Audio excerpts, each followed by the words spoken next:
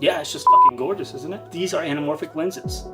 This is now the 55mm Pavo Anamorphic. But watch, this is where the magic happens when you turn on these lights. Bam, and you go bam. 2x anamorphic lens. I mean, look at all the extra room on the sides, all this information. The lights that we're using in the background, they're getting these lens flares. We're using my Nanlite FS300B, and then over here we've got the Nanlite FS60B. Pavos come in two different types. DZOFILM also sells lens with a blue tint to them. We're working with the natural flare, which I think is very cool looking. I think the blue is a little too extreme. You start looking like J.J. Abrams. Just a gorgeous, very kind of natural kind of look. Look at that beautiful lens flare. Now we're rocking the 100mm Pavo. This is a gorgeous lens, as you can tell. It's just, it wraps the subject so well. You get that compression, but you still get all that information on the side. But let's go ahead and throw on these background lights to see how it handles the lens flaring. Bam. What do you think? We're still getting some nice flaring from the lights behind us.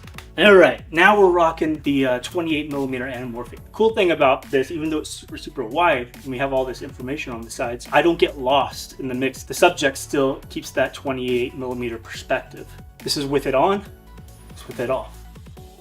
This reflector right here, all that's doing is bouncing some of this top light onto my face so you can see my face a little bit better. Let's turn these background lights on again so we can get that lens flaring again. Now the spherical lenses I'm going to compare these to are the Vespid primes. I currently own the 25mm, 50mm, the 35mm, and also a 90mm.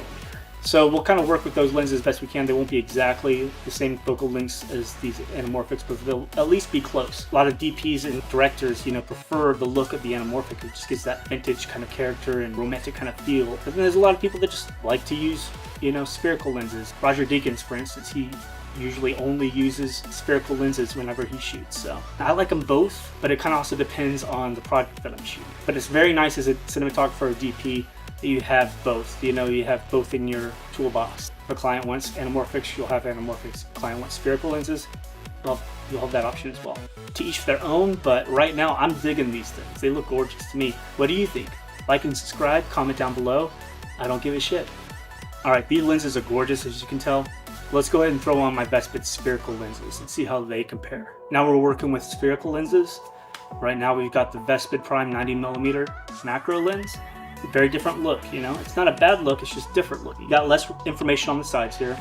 Did we get that flaring anymore? Not so much. We're not really getting that linear kind of lens flare that the Anamorphic is so famous for. Alright, now we're working with the Vespid Prime 50mm lens. As you can see here, we have less room to play with on the sides here. We got a little bit of flaring here going on the side light. Let's go ahead and throw on the other one on the other side and see how that deals with it. Alright, it's not bad. I mean, but I might bring it down here. Yeah, 6%. It's enough. I haven't been doing this with all of them, but I probably should have. I'm going to go ahead and rack my focus in and out just to show you how much breathing it is compared to the other ones.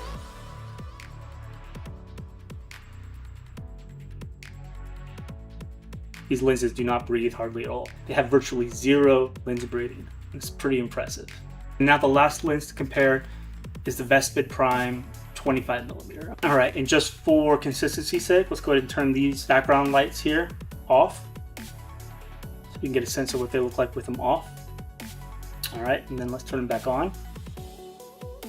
These spherical lenses still have an interesting flare, you know, that starburst kind of like look. Some people don't like it, but I like it. You know, I think the more interesting the flares are, the better. So maybe you were thinking about switching over to anamorphic lenses at some point, and hopefully this comparison was a good reference for you to make that decision. Also, I just want to say, if you're a filmmaker or a cinematographer and you were thinking about investing into some anamorphic lenses, most anamorphic lenses on the market today, like legit 2x anamorphic, they're not usually this size. They're going to be way bigger. This is the real deal. This is a full anamorphic lens. I don't think there's anything else comparable out there. These are gorgeous looking on the outside as well on the inside. Render such a pleasing image. These are probably the best ones you can find if you're considering purchasing your own. Just a quick plug for DZOFILM. They're just killing it right now. The quality and the attention to detail that they put into their lenses is second to none. I've been really impressed with just about every lens they put out there. Definitely the Pavo 2x anamorphic lenses come highly recommended by yours truly.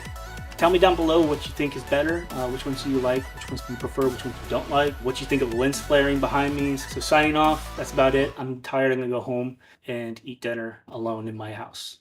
Cheers.